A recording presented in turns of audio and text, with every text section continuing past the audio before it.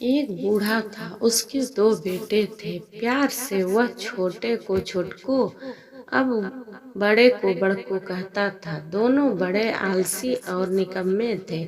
अपनी पत्नियों के साथ निठल्ले बैठे रहते, लेकिन बूढ़े के काम में हाथ न बटाते। छोटा लड़का बड़े पर काम का दबाव डालता और बड़ा छोटे पर।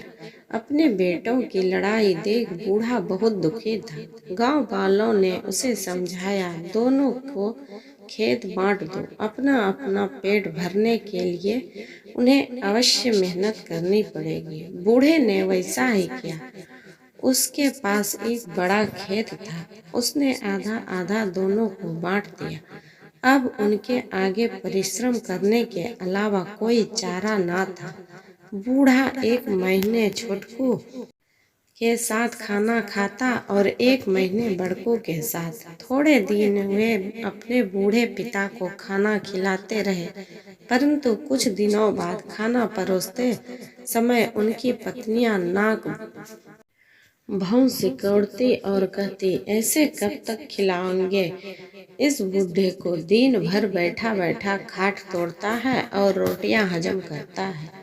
बहुओं के तानों को सुनने के अलावा बूढ़े के पास और कोई चारा भी तो न था।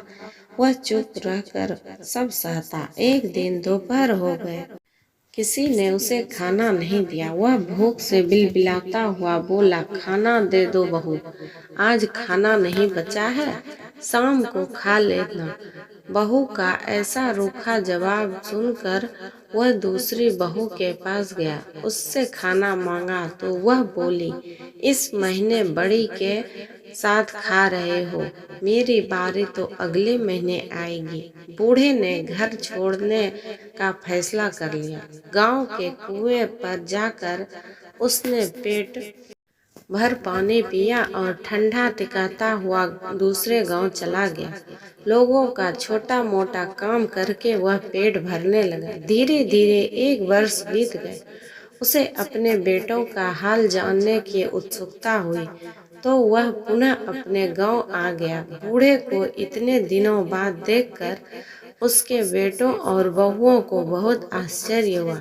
बड़ी बहू ने उसे गौर से देखा। उसकी नजर कमर में लटकी थैली पर अटक गई। वह सोचने लगी, मजदूरी करके लौटा है बुढ़ा, इसकी पोटली रुपयों पैसों से भरी है। झट घूंघट काढ़ आगे बढ़कर बोली, कहाँ चले गए थे पिताजी? आइए बैठिए, भोजन कर लीजिए। छोटी बहू ने जब यह सुना तो उसे बड़ी तसल्ली हुई। वह सोचने लगी, अच्छा हुआ मेरे घर आकर नहीं बैठे, वरना कौन करता बूढ़े की सेवा। छुटकू की नजर थैली पर कुछ देर से पड़ी। उसने यह बात अपनी पत्नी को बताई और बोला, देख, कल पिताजी को अपने घर बुला लाना। प्रेम से उनका दिल जीतने की कोशिश करना, वरना बड़कू बहुत चालाक है। उसकी पत्नी भी बहुत चतुर है, पूरी थैली हजम कर जाएंगे। वे दोनों छुटकू बड़कू वे दोनों बूढ़े की सेवा करने लगे। दोनों बहुएं खाने पीने का ध्यान रखने लगी। बूढ़ा उस थैली को कभी अपनी कमर से अलग ना करता, सोते समय भी अपने तन से चिपकाए रखता। उसके बेटे और बहू की नजर उस पोटली पर अटकी रही। एक दिन बूढ़े की मृत्यु हो गई। छुटकू और बड़कू को पिता की मौत का गम नहीं था, परंतु दोनों को थैली खोलने की जल्दी पड़ी थी, जो मृत बूढ़े की कमर में बंधी थी। बड़कू ने थैली खोलनी चाही, छुटकू बिगड़ पड़ा। दोनों थैली पर अलग अलग हक जताने लगे। गांव वाले शोर सुनकर आ गए। उन्होंने उन्हें लड़ने से रोका और कहा कि थैली के धन को तुम दोनों आधा आधा बांट लो, लड़ क्यों रहे हो? गांव के सरपंच ने थैली को खोला तो सभी दंग रह गए। उसमें मिट्टी, कंकड़, पत्थर के छोटे छोटे टुकड़े पड़े थे।